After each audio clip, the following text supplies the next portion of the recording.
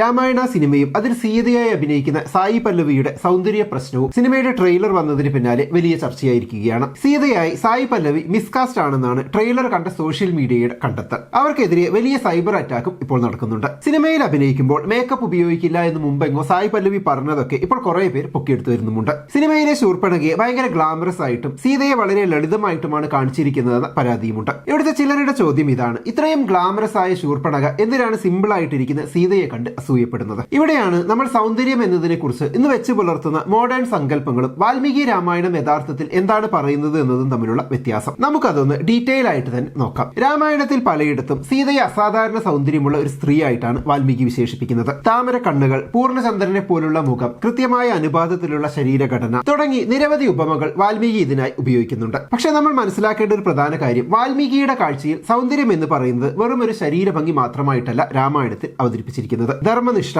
കരുണ, ആത്മാഭിമാനം ഇവയെല്ലാം ചേരുന്നതാണ് സീതയുടെ സൗന്ദര്യമെന്ന് വാൽമീകി എടുത്തു പറയുന്നുണ്ട്. സോഷ്യൽ മീഡിയയിലെ ഒറ്റവരി ക്യാപ്ഷനുകൾ കണ്ടാൽ തോന്നും സീതയുടെ സൗന്ദര്യം കണ്ടിട്ട് അസൂയ മൂത്ത് ശൂർപ്പണഖ വന്ന് പ്രശ്നമുണ്ടാക്കിയതാണെന്നൊക്കെ. പക്ഷെ അരണ്യകാണ്ഡം വായിച്ചാൽ മനസ്സിലാകും കാര്യങ്ങൾ അത്ര സിമ്പിൾ അല്ല എന്ന്. ശൂർപ്പണഖ വനത്തിൽ വെച്ച് ആദ്യം കാണുന്നത് രാമനെയാണ്. രാമന്റെ സൗന്ദര്യത്തിലും വീര്യത്തിലും ആകൃഷ്ടിയായി അവർ വിവാഹാഭ്യർത്ഥന നടത്തുന്നു. രാമൻ അത് തമാശയായി എടുത്ത് ലക്ഷ്മണന്റെ അടുത്തേക്ക് അവരെ വിടുന്നു. ലക്ഷ്മണനും അവരെ നിരസിക്കുന്നു. ഇതിനൊക്കെ ശേഷമാണ് അവർ സീതയെ ശ്രദ്ധിക്കുന്നത് തന്നെ. രാമന്റെ സ്നേഹവും ശ്രദ്ധയും മുഴുവൻ സീതയ്ക്കാണെന്ന് ശൂർപ്പണഖ മനസ്സിലാക്കുന്നു. സീതയെ അപമാനിച്ചില്ലാതാക്കിയാൽ രാമനെ തനിക്ക് സ്വന്തമാക്കാം എന്ന ചിന്തയിലാണ് അവർ സീതയെ ആക്രമിക്കാൻ ശ്രമിക്കുന്നത്. അതിനെ തടയാനാണ് ലക്ഷ്മണൻ ശൂർപ്പണഖയുടെ മൂക്കും ചെവിയും ഛേദിക്കുന്നത്. അതായത് ശൂർപ്പണഖയുടെ ഒരു മനോനില എന്ന് പറയുന്നത് വെറും സൗന്ദര്യത്തോടുള്ള അസൂയ മാത്രമല്ല, അതിൽ മറ്റു പല ഫാക്ടേഴ്സും ഉണ്ട്. രാമനോടുള്ള കടുത്ത അട്രാക്ഷനും രണ്ടുപേരും ചേർന്ന് തന്നെ നിരസിച്ചതിലുള്ള അപമാനവും സ്വാഭാവികമായിട്ടും സീതയോടുള്ള അസൂയയും കോപവും പ്രതികാരബോധവുമെല്ലാം ഇതെല്ലാം കൂടിച്ചേർന്നാണ് ആ ഒരു ഇൻസിഡന്റ് അവിടെ നടക്കുന്നത്. അതിനെ കേവലം അസൂയ എന്ന് ഒറ്റ വാക്കിലേക്ക് ഒതുക്കുന്നത് അവിടെ ഉദ്ദേശിക്കുന്ന കാര്യത്തിന്റെ വില തന്നെ കളയുന്നത് പോലെയാണ്. ഈ ട്രെയിലറിലെ സായി പല്ലവിക്കെതിരെയുള്ള വിമർശനങ്ങളിലേക്ക് വന്നാൽ നമ്മൾ ഇന്ന് സൗന്ദര്യം എന്ന് പറയുമ്പോൾ പലപ്പോഴും ചിന്തിക്കുന്നത് നല്ല കിടിലൻ കോസ്റ്റ്യൂം, മേക്കപ്പ്, ആഭരണങ്ങൾ, ഇന്നത്തെ ബ്യൂട്ടി സ്റ്റാൻഡേർഡ് വെച്ച് അളക്കുന്ന സൗന്ദര്യം പോലുള്ള കാര്യങ്ങളെയാണ്. ഒരു സാഹിത്യകൃതിയെ സിനിമയാക്കുമ്പോൾ ഏതൊരു സംവിധായകനും കഥാപാത്രങ്ങളുടെ രൂപത്തിലും വേഷത്തിലും മാറ്റങ്ങൾ വരുത്താം. അത് അവരുടെ സിനിമാറ്റിക് ലിബർട്ടിയാണ്. അതൊരു കലാപരമായ തീരുമാനമാണ്. ഒരുപക്ഷെ ബാഹ്യമായ അലങ്കാരങ്ങളിൽ ഭ്രമിക്കുന്ന ശൂർപ്പണഖയെയും ആന്തരികമായി തേജസ്സുള്ള സീതയെയും തമ്മിൽ കോൺട്രാസ്റ്റ് ചെയ്ത് കാണിക്കാൻ വേണ്ടിയാകാം സംവിധായകൻ അങ്ങനെ ഒരു ലുക്ക് കൊടുത്തത്. നിങ്ങൾക്ക് തീർച്ചയായും ആ സിനിമാറ്റിക് ചോയ്സിനെ വിമർശിക്കാം. എന്നാൽ ഇവിടെ നമ്മൾ ഗൗരവമായി ചിന്തിക്കേണ്ട കാര്യം ഇന്നത്തെ സോഷ്യൽ മീഡിയ ട്രോളുകളുടെ പൊതുവായ ഒരു സ്വഭാവത്തെക്കുറിച്ചാണ്. ഒരാളുടെ സൗന്ദര്യം അളക്കാൻ കുറെ വാർപ്പ് മാതൃകകൾ അഥവാ സ്റ്റീരിയോ ടൈപ്പുകൾ നമ്മുടെ സമൂഹത്തിൽ ഉണ്ടാക്കി വെച്ചിട്ടുണ്ട്. വെളുത്ത നിറം, പ്രത്യേകതരം ശരീരപ്രകൃതി അല്ലെങ്കിൽ പ്രത്യേകതരം മേക്കപ്പ്, ഇങ്ങനെയുള്ള ചില ഇൻസ്റ്റാഗ്രാം ഫിൽറ്ററുകളിലൂടെ മാത്രമേ പലരും ഇന്ന് സൗന്ദര്യത്തെ കാണുന്നുള്ളൂ. സായി പല്ലവിയെ പോലൊരു മികച്ച നടിയെ ഈ അളവുകോലുകൾ വെച്ച് മാത്രം വിലയിരുത്തുകയും അവർക്കെതിരെ അങ്ങേയറ്റം മോശമായ രീതിയിൽ ബോഡി ഷേമിംഗ് നടത്തുകയും ചെയ്യുന്നത് നമ്മുടെ സമൂഹത്തിന്റെ ടോക്സിക് ആയ മൈൻഡ് സെറ്റിനെയാണ് കാണിക്കുന്നത്. ഈ ട്രോളന്മാർ യഥാർത്ഥത്തിൽ ചെയ്യുന്നത് ആ കാവ്യങ്ങൾ മുന്നോട്ട് വെക്കുന്ന സങ്കല്പങ്ങളെ വെറും സ്റ്റീരിയോടിപ്പിക്കൽ സൗന്ദര്യത്തിലേക്ക് ചുരുക്കി കെട്ടുകയാണ്. അവരുടെ പ്രകടനമോ കഥാപാത്രത്തിന്റെ ആഴമോ ചർച്ച ചെയ്യുന്നതിന് പകരം തങ്ങളുടെ ഉള്ളിലെ സ്ത്രീവിരുദ്ധവും റേസിസ്റ്റുമായ കാഴ്ചപ്പാടുകൾ മറ്റുള്ളവരുടെ മേൽ അടിച്ചേൽപ്പിക്കാനുള്ള ഒരു വേദിയായി ഇത്തരം ചർച്ചകളെ ഇവർ മാറ്റിയെടുക്കുന്നു. ഇവിടെ യഥാർത്ഥത്തിൽ ചോദ്യം ചെയ്യപ്പെടേണ്ടത് സായി പല്ലവിയുടെ സൗന്ദര്യമല്ല,